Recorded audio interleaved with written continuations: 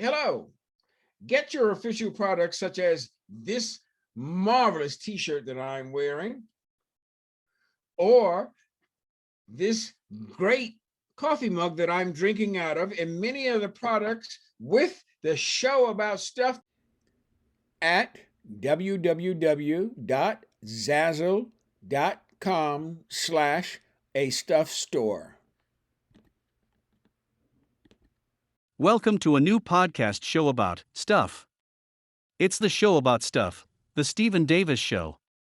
Here's you host, Stephen Davis. Hey, you know what time it is? Time for the show about stuff, the Stephen Davis Show. Hello to you all. Today, I relive my youth. I was an extreme fan of Sly and the Family Stone, Earth, Wind and Fire, and other groups of that ilk.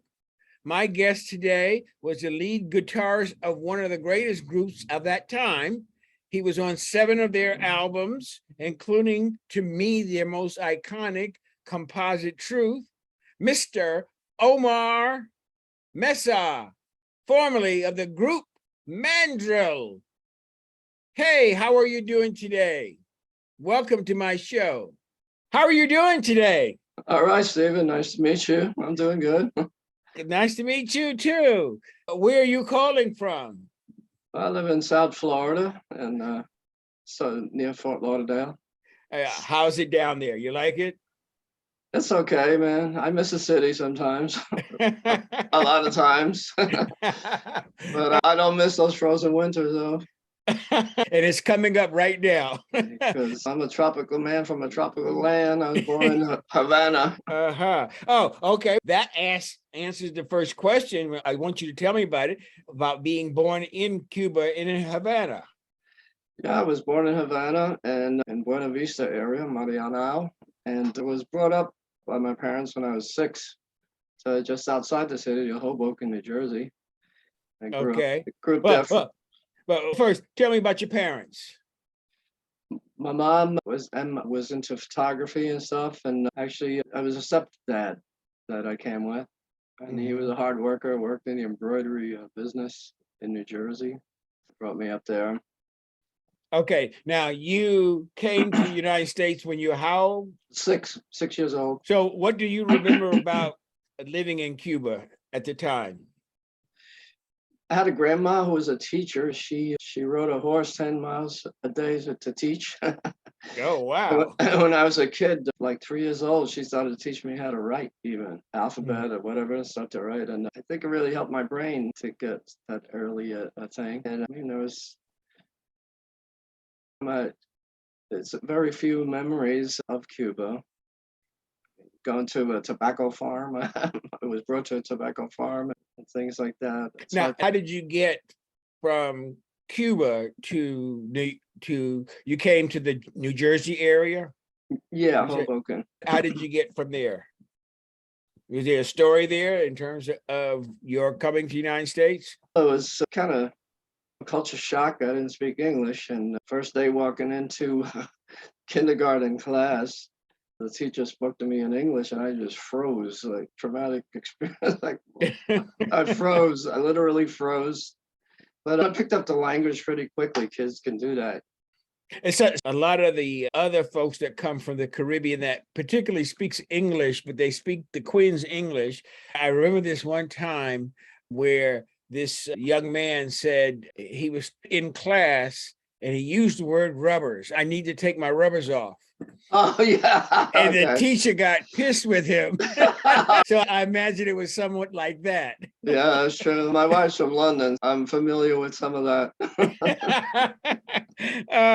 Now, where did you go to elementary school at? Do you remember that? Yeah, in Hoboken. Different public schools. Public schools for a couple of years, and then my parents put me into a Catholic school, St. Joseph's in Hoboken. St. Joseph's. Now, before you went to St. Joseph's and you were at the schools, were there any bullying or anything else like that? In my building, there was a kid started bullying me, and I lived on 3rd Street in Monroe. just down the road from where Sinatra grew up. Oh, okay. But Does that explain the neighborhood? maybe a musical vibe there. Yeah, it does somewhat. Yeah, it's true. It does. It does definitely. And so then I told my went up to my stepdad crying or whatever, that this kid, he says, next time you pick up a stick and you chase him, which I did. I did, and he never bothered me again. Oh, when you got to junior high school, I'm trying to find the nexus of when you really became interested in music. A lot of times it's you become interested in music because it helps you get the girls. All right. Yeah, you got that right. I'll backtrack a little bit from there. Okay. Whereas I was up until 10 years old, and by the way, my extended family also started moving to Hoboken. Because my mom had a few siblings, like 6 altogether in that family. And so little by little, they all started moving to Hoboken. And like we all lived in this one building, this tenement house. And so then we have all these parties in the basement. And up until 10 years old, musically, all I heard was Cuban music, salsa, that's it. But I think in a way, it helps to build the foundation about music and syncopation and all. So it led me to funk later, the syncopations and funk and all that. But so at 10 years old, then this cousin of mine, she tells me about, she was an Elvis fan, but I really didn't dig that Don't Be Cruel thing. She was playing me Don't Be Cruel, like romantic thing for her. But then I started listening to the radio, and I remember the first song I got to, it was Get a Job, the doo-wops. Yes. Get a job. And I loved it. I fell in love with the doo-wops. And so I would sit by the radio every night, man. And then a friend of mine had bongos. I bought a pair of bongos. I'm playing on bongos and listening to the radio. Doo-wops, all the doo-wops. And then, of course, there was the soul acts, Jackie Wilson and then Chuck Berry and all those. And that's preceded by wanting to learn guitar, which was watching the whole Beatle phenomenon at Sullivan, all this and that. That's brought me to the teenage years, and formed a band with a kid from our school who lived right above a black club called the Zanzibar that had all these Chitlin Circuit bands coming through there. And we would sit outside, man, and listen to all these bands, and it was fantastic. And then we rehearsed in my basement. As a matter of fact, I met Bobby Blue Bland one day. And I just happened to, I don't know, I just was so curious. I just walked in the afternoon and they were like rehearsing or setting up or whatever. and so Bobby Blue Bland says, hey, kid, here's a few bucks. Go to the store, get me a loaf of bread and some ham and cheese. I did a food run for Bobby Blue Bland when I was like a teenager. Now, I do want you to realize that I didn't ask you what time period it is, but you've already laid out the time period as soon as you said doo-wop. Oh, yeah, man. No, there's no hiding. I was born in 48. Man. You went on to high school. Did you have a band in high school? That's what happened, yeah. We formed this band. What was it called? It was called the VJs. We got that from the VJ label Records. Records. I said, well, as soon as you said that, I knew it sounded like, of the era. And it was cool. I started taking lessons for guitar, and then I found them a bit boring. And on my own, I picked up a chord book, and I'm learning chords and practicing and learning songs on my own while I'm learning how to read music. And then little by little, we added a couple of musicians. We had a 4-piece band, sort of like the Beatles, bass, rhythm, and lead guitar. I was lead guitar, drums, and started learning all these tunes. And we played it all, man. We played rock, and we played soul, Motown, or James Brown, you name it. We were a very eclectic band, and so that was it was a good farm team thing before Mandrel. And yet to get the girls, yeah, absolutely. Plus, it was mainly a all Italian town. All my friends were Italian. I felt a little bit out of sorts being a Latino, and sometimes dealing with some of that. I got some people from some people, being one, and so it was a way to get acceptance, and it was a great way to friendship develop.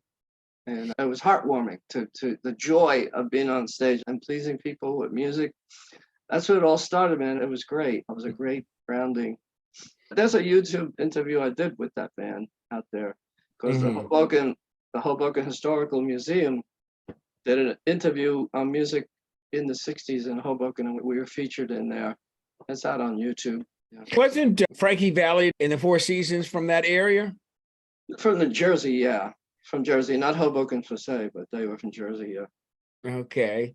All right. Now, tell us, as a youth in high school, the first time that you can remember getting on the stage to perform, how did you feel when you looked out at the audience and before you hit that first lick? It was an evolution. When you first start, we were just playing for family and friends, so it wasn't as scary. It was a bit scary at first. Little nerves, always a bit of nerves. But once you hit that note, once you start, then and you see some smiles and people dancing, it all goes away, then the fun starts. Okay. Same thing with Mandrel, by the way. I was going to ask you that, but I was going to wait till we got to that part. Okay, no problem. Ask you that same question. Yeah. Now, did you, when you left high school, you graduated and did you go to college? Here's the thing, I quit high school. Okay. A lot of them did it at that time and did very well. In the 11th grade, man, I don't know, for some reason I had a lot of like flus and things one year, and a truant officer was on my case. And I told my mom, listen, I want to quit. I want to quit. She was totally against it. I said, look, I promise you I'll finish high school at night in a private school, which I did. Went to work. I went to work for Tootsie Roll Industries in Hoboken. I used to work in the mailroom there, man, packaging up all these 6-packs of lollipops that I would mail out to people who wrote in that they found some foreign substance in there. Yeah, man. And so I'm working there, and I'm finishing, which I did. I got my diploma at night. And the interesting thing about that part of my career, my life career, is that it led me to be an IT professional. Of all places. Okay, so they Tootsie Roll one day, they gave out this test to about 80 people, logic test for programming. I don't even know what it was about, but I wasn't even asked to take it. So I went to the office manager, who was this like Edward G. Robinson character with a cigar and everything. Mr. Yarrow, can I take the test, Mr. Yarrow? And he goes, sure, kid. You can take the test. You can take the test. Sure, kid, you can take the test. And so then, and man, me and this other Puerto Rican brothers, we scored the 2 highest marks in the logic test of about 80 people. And then they started teaching us computer programming. For about a month, we went to Madison Avenue someplace. And then they brought in on-site trainers, teaching us how to flow chart, how to code, the whole deal, man. And I became an expert, the least educated, least paid computer programmer in the United States. But at $60 a week, they raised me to $65 a week. Oh. But from there, I was programming for a few years. I wound up making more money and this and that. And it actually got me out of Vietnam because my stepdad was ill and I couldn't go. I was the sole support of the family at a certain point. And he got better eventually, but got me out of Vietnam. And that's a few years later, and I'm jumping ahead, about 4 years later, it was around the time that I wanted to pursue music full time as a musician. But I know I know you want me to not jump ahead too quick, but whatever. That was always next. I want you to go at your pace, but we usually just do it chronologically. Yeah. So that people can understand your evolution. Yeah. In 69 is when we had this band, we were playing all the time. We won this battle of the bands, and I forget this brother's name, who he signed us to this little label, that band, but nothing came of it. But he brought us in, and we played at the Audubon Ballroom, and we rocked the house, believe it or not. It was like these little Latino and white kids coming in here. for the audience so that they know the Audubon Ballroom is in Harlem. There you go.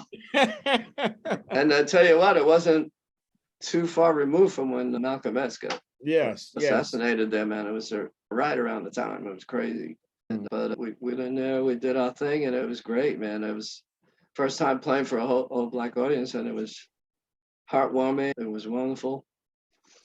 And then a couple of years later, like I used to then started going to Fillmore East, where all these bands would come through, and I saw Santana there. And when I saw Santana, it's like in the percussion, Cuban percussion, and everything. I said, man, that's what I want to do. I want to play music. And despite being a computer programmer or whatever, I started going to interviews like in New York City, the Village Voice. Yes. In the back had all these advertisements for musicians. All these advertisements. Loads. Everything. You name it, man. You name it.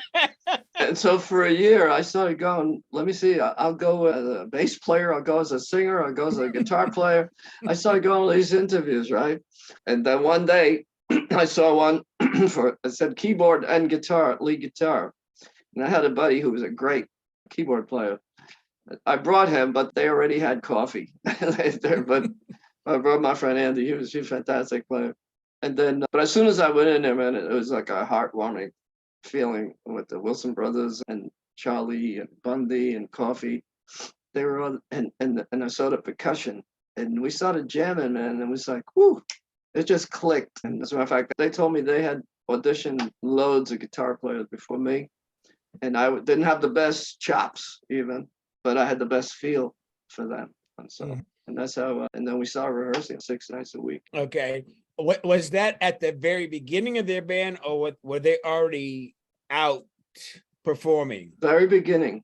Okay. Yeah. Well, the Wilson brothers, I think, were performing on their own maybe before that, but not this band. Not with Charlie and Bundy and Coffee. Okay. And myself. This is the first origination of Mandrel. Okay. You got to perform at that particular period of time when they weren't really as popular as they became, but it was places like in Brooklyn, Showman's and places like that. Well, we played the Blue Coronet. We got hired to play the Coronet, Coronet. The Blue Coronet on Fulton Street. Okay. 4 nights a week. And this is where I freaked my mom out. I said, I want to leave computer programming. And I want to play with this band in Brooklyn. She said, what? I know. She's like, oh, man. And I was growing my hair. Look, I'm hippied out and I'm leaving computer programming. I'm going to play music. But of course, it worked out from there. Now, I live maybe now about 4 or 5 blocks from where the Blue Coronet was. Oh, yeah, Fulton and Nostrand. I live about 4 blocks away from there. Yeah, cool. And I can imagine during that particular period of time, here is a Cuban coming into, at that time, the heart of Bed-Stuy. Wait a minute. Have you heard this story before? No, I haven't. Really? Oh, shit, man. Oh, well, now you tell it. I know I'm telling, bro. So, here's a skinny little hippie coming from the subway. Because I had to take 3 trains and shit to get to the Blue Coronet. The equipment was there already. But mind you, when I was a teenager, I was a very busy teenager, man. I was working, I had a girlfriend, I had a band, and I was studying karate. Okay. I became a brown belt in karate. And so I'm walking up Fulton to the Blue Coronet, and these 2 brothers think, oh, here's Slim Pickens. They come up to me, you got any change? And I said, no, man, I don't have any change. I said, oh, shit, I got it. And so one of them, I'm sussing out the situation. He had a bottle in a paper bag in his right hand. And I said, and he whistles like behind me, like the whole gang was coming. It scared the hell out of me. and I went into my moves. And I took them both out. What a funny thing that my mind said, "Oh man, I haven't passed my 2-man kumite test yet." But I said, "Okay, I'll take one at a time." I stepped around one, and I did a side kick, one into the other. They felt like dominoes, and I ran like hell. And I got to the club shaking like a leaf. And I see Lou. Lou goes, "What happened?" I tell him the story, and he just starts laughing his ass off. Lou was a trip, man. Lou was something. How were you able to perform after having that shock? I had to settle down. I just settled down. And that's it. And then the next night I was doing the same thing, walking up Fulton to the gig, man, keeping my eyes ahead on a swivel. Now, how was that first show? Was it well received? I don't remember the first show. I remember some, but it was fun, man. It was good. It was a good place because we were still writing our music, and we were also playing some covers, like, I don't know, Mercy and some other tunes like that. And it was a good place to hone our talent and become tighter as a band. Mm-hmm. Yeah. Now, when did you know that Mandrel was going to make it? Well, I guess when we got signed, somehow during those rehearsals, we had a lot of faith.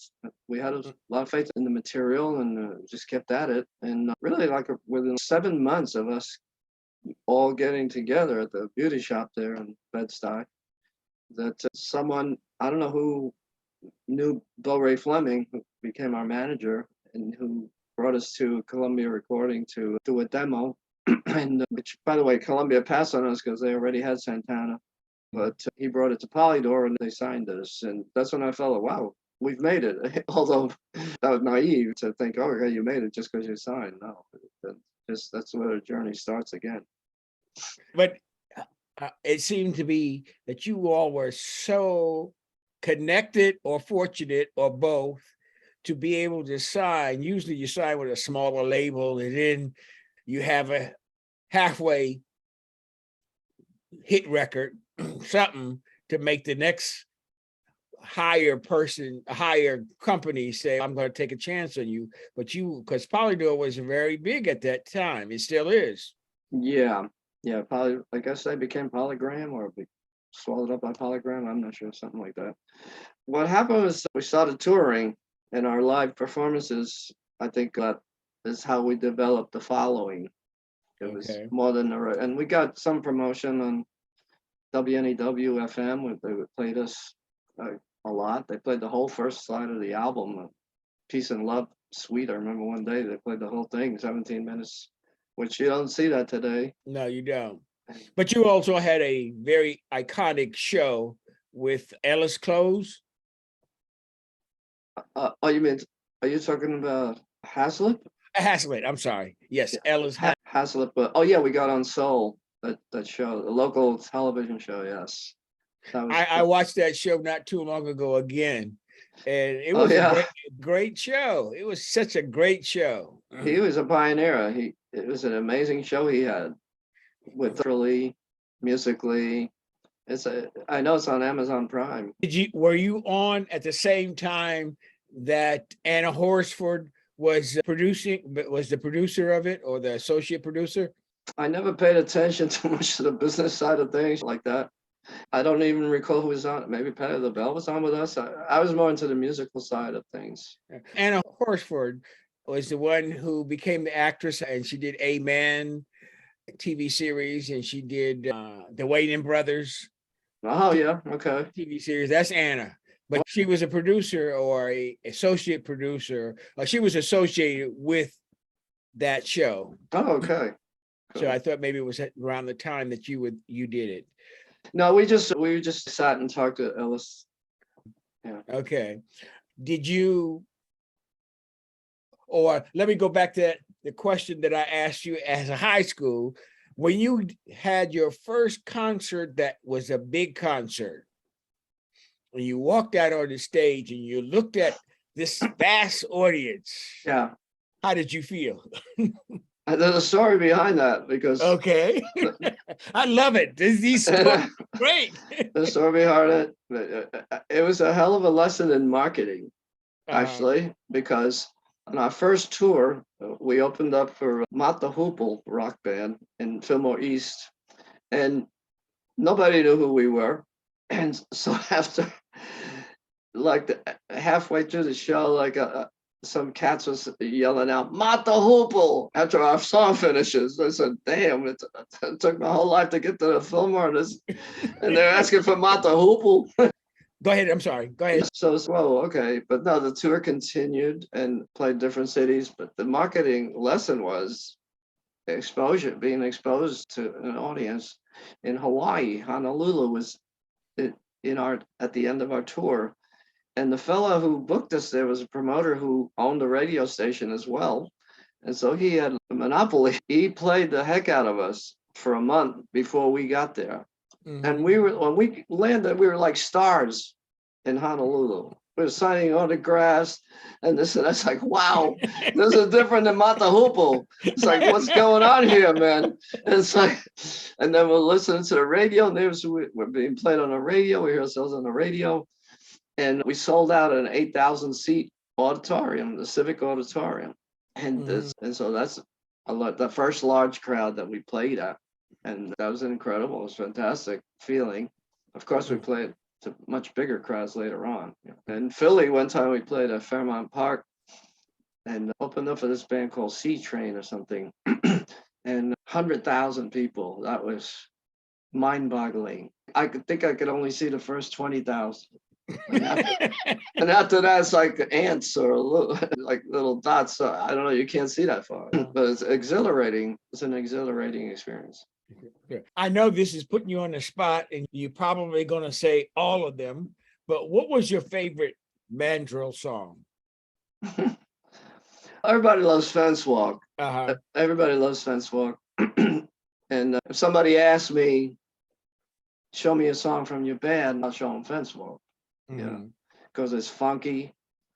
I got so much feedback on my guitar solo in that song. And so I would say that is the one that would show people. Okay. I also liked very much Hang Loose. Yeah.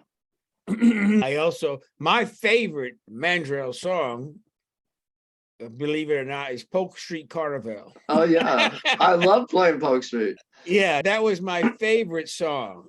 They had to teach me. They had to teach me the West Indian rhythm for that one. I had never played calypso before, so I had to practice that. And Nefty had to learn the hi-hat thing on that. That was a learning experience for a couple of us. And it was a blast. I love it. It's such a joyful song. Yes, it was. I have to say that when it comes to one of my favorite songs to play with was Mandrill, the song Mandrill. Oh, I remember that song. Yes. The original self-titled song. I started that song. I started that song in the beauty salon with a jam, with those chords, a jam, and then the bass came in, and we started jamming in that, and then we arranged it. But the percussion, I just love the percussion in it, and the breakdowns and stuff like that. I loved it. There's my Cuban roots, but that was my favorite to play on stage. Although that's where the sort of mantra of you all being an Afro-Cuban band came about because of your Cuban roots. Afro-Cuban, Latin rock, yeah, that's it. So you had quite a bit of influence in terms of the sound of them. When you decided to leave, what did you do from there? You could tell why, you can not tell why, because I'm not into down stories, but you could. It wasn't like anything I had against the band. It was something that I got attracted to, which was this jazz rock fusion, the Mahavishnu Orchestra, Chick Corea, Stanley Clarke. That direction of music also all of a sudden just fascinated me. Just like when I was a teenager and the Beatles came around. It was like a thing that it really struck me. And I felt, man, I want to try that. And so I formed a band with a great drummer, Narada Michael Walden, and Gail Moran on keyboards, who I met through Chick Corea.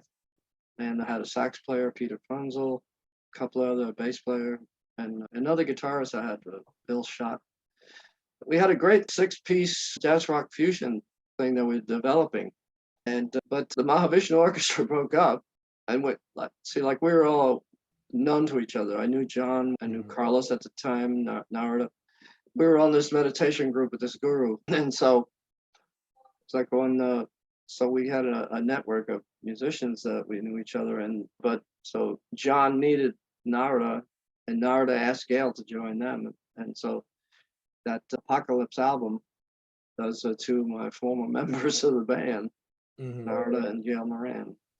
And so that broke up, and I kept trying to, because we recorded some stuff, I replaced them and recorded some things and tried to get signed. I had somebody representing me to some labels, but didn't get hit on that. And then I think disco hit and the whole business changed, and it was really hard. And I just got into, I was into a spiritual mode of my life where I was meditating every day, and it was serious about being a spiritual seeker. And then I started then, okay, I can't do the business. Let me just do music anyway, this way. And so I started playing music for meditation, believe it or not. And I had this little group with the Fania All-Stars, had this great violinist, may he rest in peace, Louis Kahn. He was in my band, and we had tablas and drones and other instruments, and we would play this really meditative music. We'd be playing at St. Paul's Chapel at Columbia University on Wednesdays, and it was peaceful and beautiful and all that. I was doing that for a few years, and but then in the 80s I went and formed another band. Bo Ray Fleming, the Mandrel's manager, brought me into Electric Ladyland, and we did I had this like pop R&B band with good harmonies and stuff, and almost got signed to Capitol with that album. But again, close but not enough to get signed. Now, let me go back just a bit in terms of Electric Lady that you just said you did. Yeah, you are recorded, Mandrel. Wasn't your first album recorded at Electric Lady? Yeah, first 2 albums were there. Yeah, actually. And who used to own, before he died, Electric Lady? Jimi Hendrix. Oh, yeah. okay. Now, go ahead. I'm sorry. Yeah, we just missed meeting him just by a few months. He had passed away a few months before we started recording. Okay. Every now and then I go past Electric Lady, and I remember that you all recorded there. Yeah. At Electric Lady. It's still there. Yeah, amazing. Yeah, After all these years, it's still there. It's a great studio. Now, when you were in the 80s, you were actually just recording, as you said. Is it the same type of meditation that George Harrison was into? Similar, yeah. Similar. He had a different guru. Okay. And, yeah. So what are some of the music that you created during that particular time as a result of the meditation aspect? They were like original compositions that I came up with. It just reminded me that John and McLaughlin and Carlos Santana in end of 73, we were all down in Puerto Rico, and they decided to do, the guru asked to do a free concert in the old San Juan. And there was this monastery there across the way from the El Morro. And I performed there, and they performed there individually and then together. And at the very end, John and Carlos and this other guitar player named Sam Samoli and myself, we all jammed on Coltrane's I Love Supreme. That was memorable. Oh, wow. Yeah, memorable. It was very memorable. Yeah. Very So things like that, acoustic, the settings were acoustic pretty much, okay? So when you say the type of music, and there were compositions I also made up to fit that mold. Now, I'm sitting here saying, okay, you got through the 80s. And I'm saying, damn, but there's 30 more years in between. Yeah. Then and now, with you releasing your next, the song that we're going to talk about in a few minutes, did you have any specific things that you did in the 90s and on into the 2000s?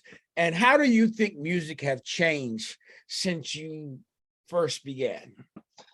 Yeah, when I at a certain point, like I said, I got fed up with the winters in New York and shoveling snow. I had a house in Union City, and so I moved to. I had a family. A lot of my family had moved back from Jersey into Florida, and one time I came down, and there was a thriving musical scene, like in '89, and there was like these great jazz and jazzy funk artists and stuff, and Latin jazz musicians that I hooked up with and did some jams with. And then I got invited to play 6 nights a week with a Brazilian band of all people. Of all, I had never played Brazilian music before, and so I had to learn their rhythms.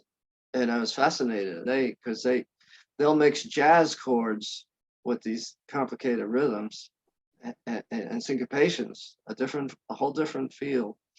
And but I learned how to do that for a while, and from then on, I went back into computer programming. Believe it or not, I gotta have a day gig because gotta eat, gotta pay the bills. Went back to the programming and then playing music at night. We go to jams and met some musicians I would play with on gigs. I started playing some gigs. Like there's always resorts and things like that down here, and parties, and that's what I did pretty much in the 90s and 2000s, playing gigs, more live stuff, no recording really, that serious recording now.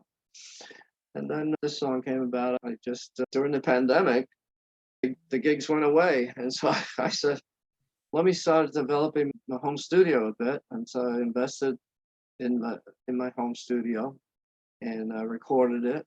And then I had it engineered, mixed by a good engineer, a friend of mine in New York, Andy Cardenas. He used to work at a great studio called Unique Recording. He mixed them platinum records, and so he mixed it and had to somewhat master it.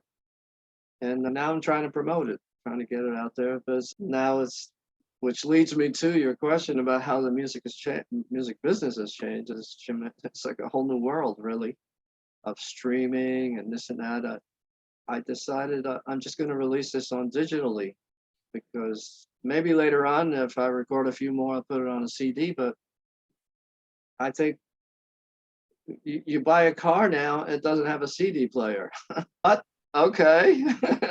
Friends of mine, one friend of mine said, man, I bought a car, has no CD player. I said, yeah, that's the way of the world today. And technology has changed so much. It's changed everything, and you have to try to adjust. And so I'm trying to adjust by releasing digitally and trying to promote it on my own. And I'm investigating how could I hire people to promote it that are not scammers. You start reading about these people who curate playlists and this and that on Spotify or whatever. And then you hear stories like, oh no, they're just scamming you. They take your money and then they have a bunch of bots do the things that you don't really, and then you might even get thrown off of Spotify. It's a crazy world, man. It's a crazy world. But at the bottom line of it all says, I love music. I love creating it. I love sharing it. So I'm just doing it to art for art's sake, and take it from there. If a label gets interested or a producer, or if somebody wants to license it for film or TV or whatever, all the best. I'm just throwing it out there. I could understand that so much because when I started doing this podcast, I did it because of the pandemic. Oh, there you go. And then it's, and all of a sudden people start calling me up and saying, hey, I want to be on, or I have somebody that you should put on. Oh, okay, cool. So it went from there. So I very much understand that. And I also understand the difference in technology between at that time, back in the 60s and 70s and now. I remember when I was part of I had a group that we were trying to buy a television station in Denver.